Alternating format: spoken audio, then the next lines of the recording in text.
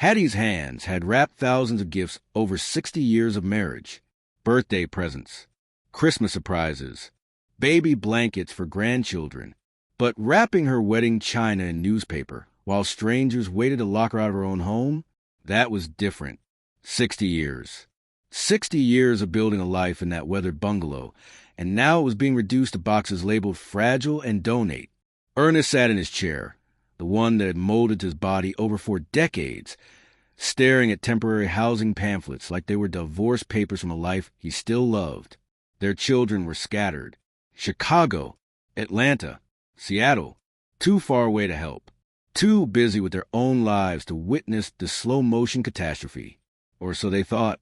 Then a battered pickup truck rumbled to the curb, the engine cut, a door slammed, and when Hattie looked up through the window, her hands froze mid-rap. Have you ever felt abandoned when you needed family most? Drop a comment right now, because what happens in the next few minutes will restore your faith in what family really means.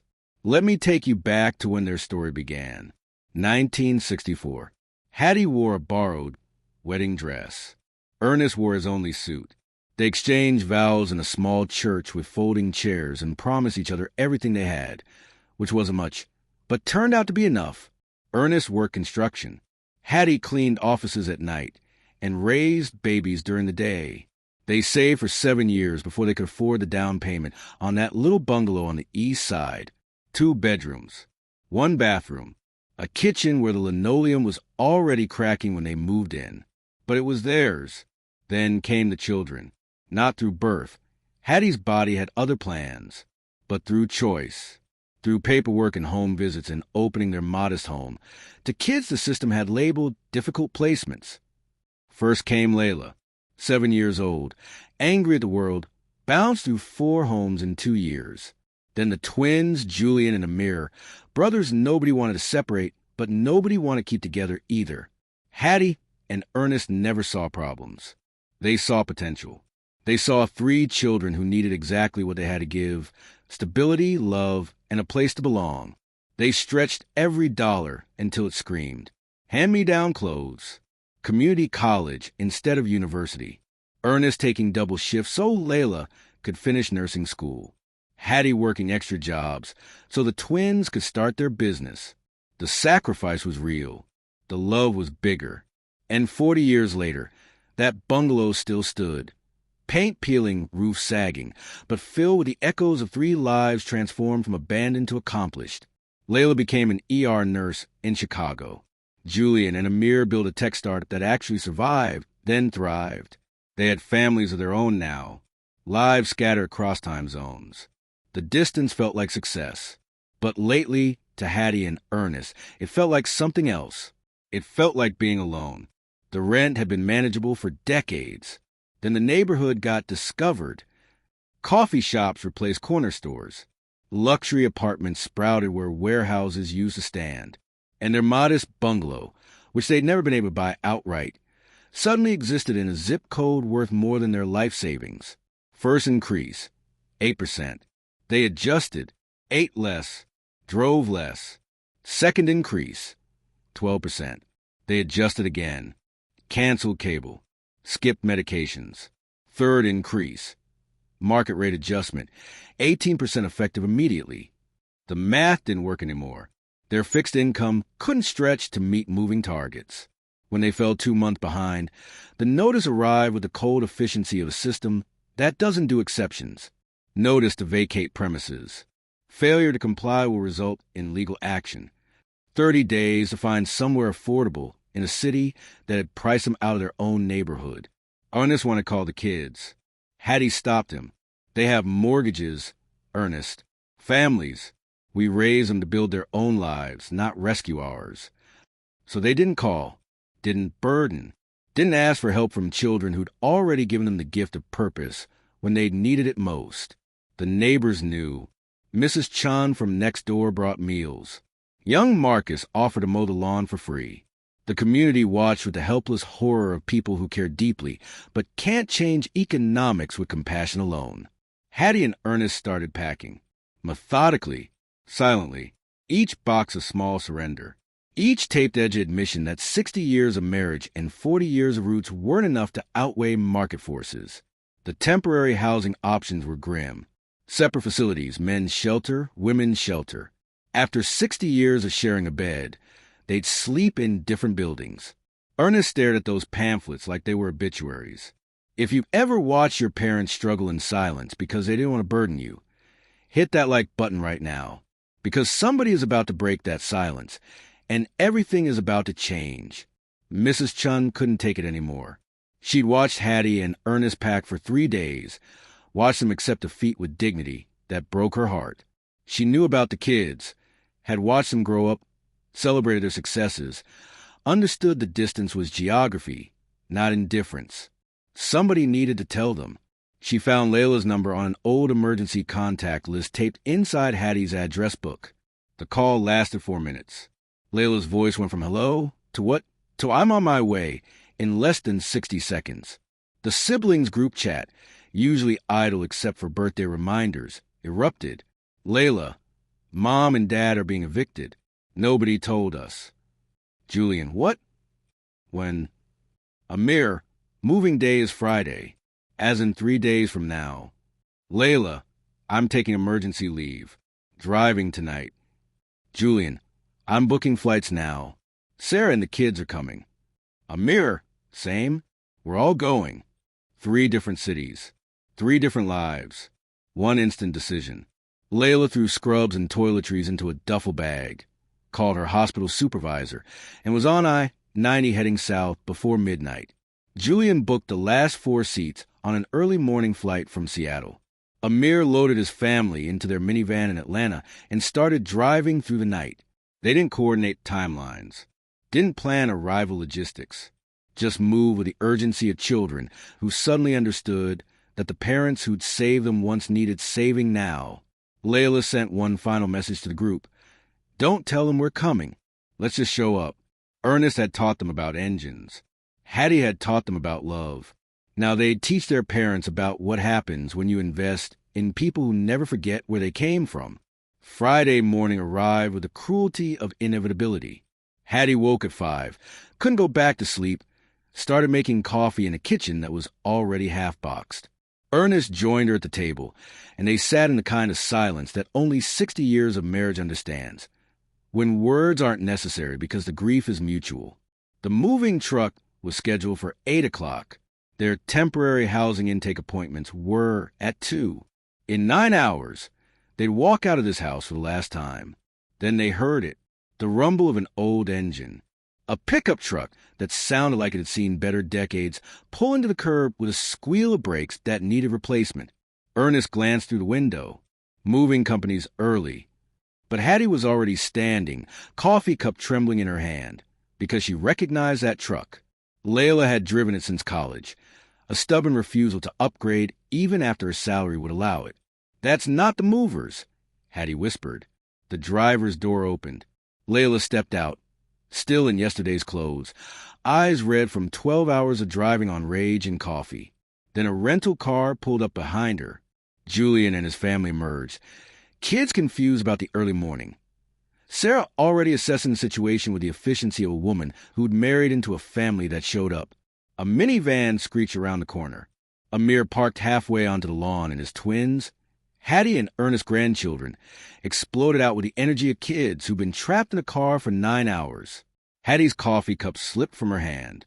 It shattered on the porch, but nobody cared because she was already running, as fast as 80-year-old legs could carry her, into Layla's arms. Ernest stood frozen, watching his 3 children converge on their mother.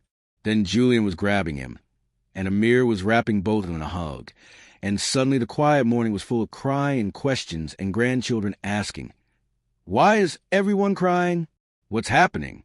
Mrs. Chin stepped onto her porch, tissue already in hand. Marcus ran over from across the street. The neighborhood that had watched helplessly for days was now watching Hope arrive in a battered pickup truck and rental cars with coffee-stained interiors. Layla pulled back from her mother, held her shoulders, looked directly into her eyes. "Why didn't you call us?" Hattie couldn't answer, could only cry harder.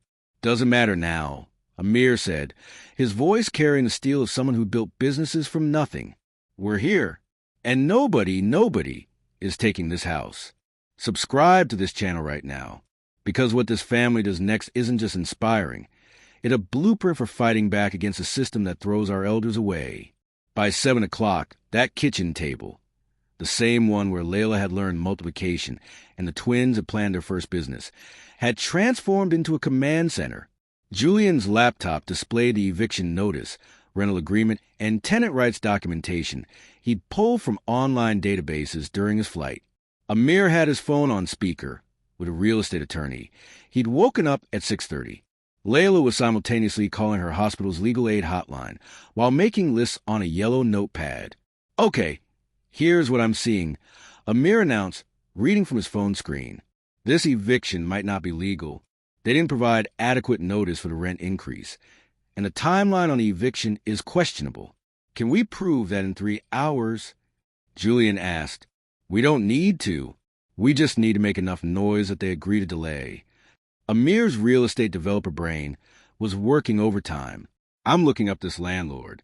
Small-time property owner. 6 units total. He's not some faceless corporation. He's a guy who lives 20 minutes from here. Layla looked up from her notes. What about immediate needs? We need a backup plan if this doesn't work.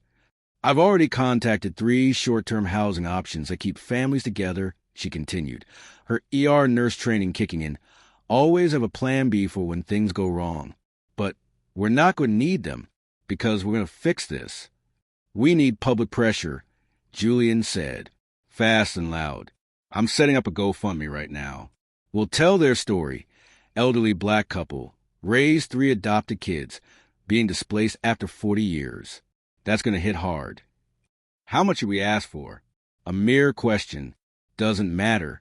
We're not doing this for the money. We can cover the back rent ourselves. We're doing this for the attention. 10,000 views is worth more than $10,000 right now. They wrote it together, trading the laptop, editing each other's words. Layla provided the emotional core, mom's voice, dad's quiet strength. Amir added the specifics, amounts owed, timeline, stakes. Julian structured for maximum shareability. Opening hook, clear call to action, donation tiers with rewards. The header photo was perfect. Hattie and Ernest on their porch in 1985, young and hopeful, holding a home sweet home sign Ernest had built from scrap wood. From the living room, Hattie and Ernest watched their children orchestrate a rescue mission with the precision of generals planning an invasion. These were the babies they'd fed on tight budgets. The teenagers they'd driven to college orientations in that same pickup truck, now parked outside. Ernest reached for Hattie's hand. We raised them, right? He whispered. No, Hattie corrected, tears streaming. We raised them to be better than us. And they are. At 7:47 a.m., Julian hit publish on the GoFundMe. At 7:48 a.m., all 3 siblings shared across every social media platform they had. By 7:52 a.m., the first donation came in. Then another. Then 10 more. The war had begun. The first hour was slow. Friends and family. People who knew the story personally.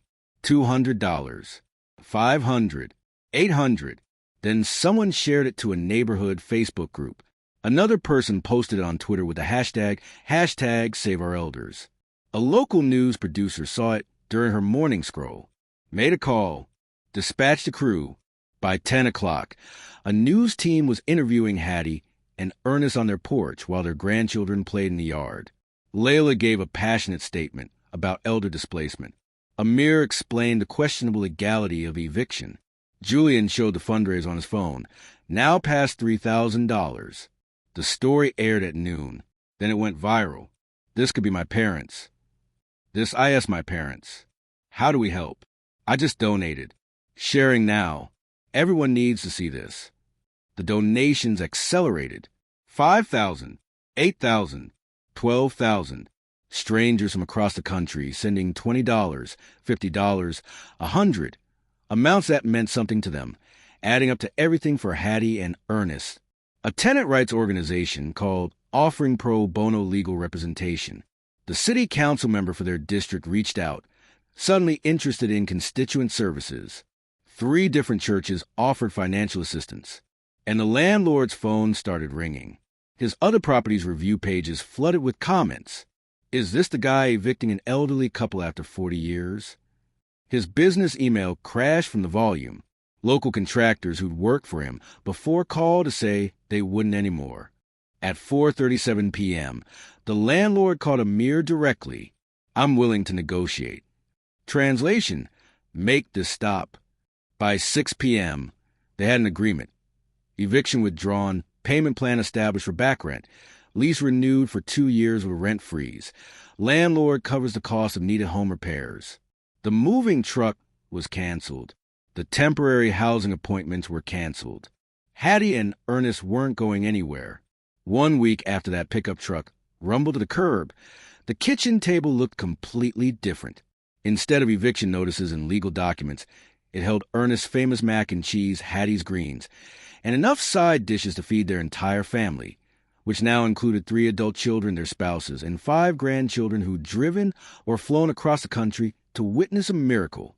The GoFundMe had raised $23,000. After covering the back rent and legal fees, the remainder went to a local senior housing advocacy fund. 14 other families had already been helped. Volunteer contractors had shown up throughout the week. New roof, fresh paint, fixed plumbing.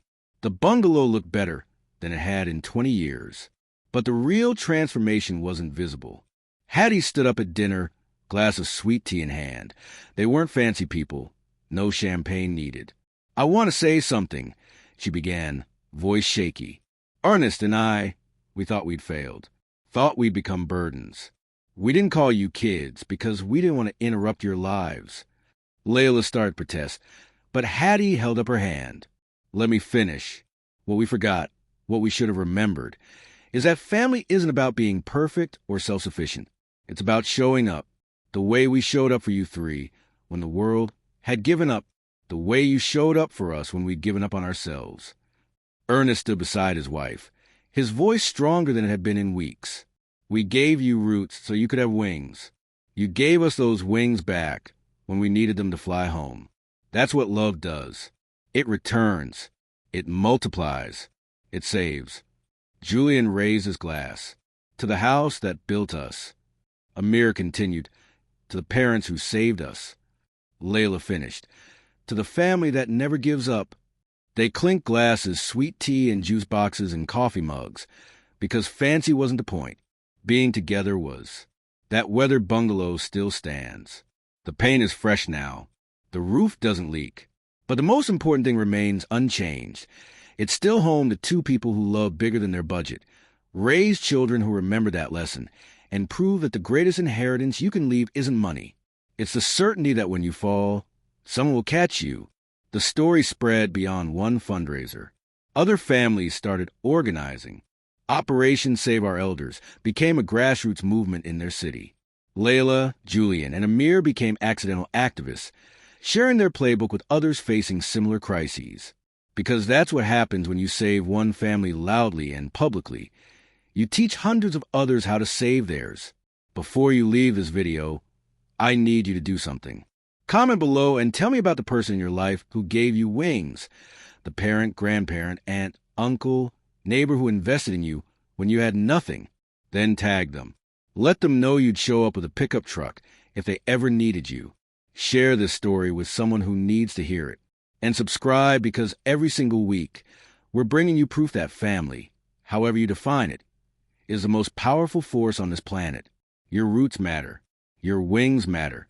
And when the people who gave you both need you, you show up. You fight. You save them the way they saved you. That's not just a story. That's the blueprint for how love works.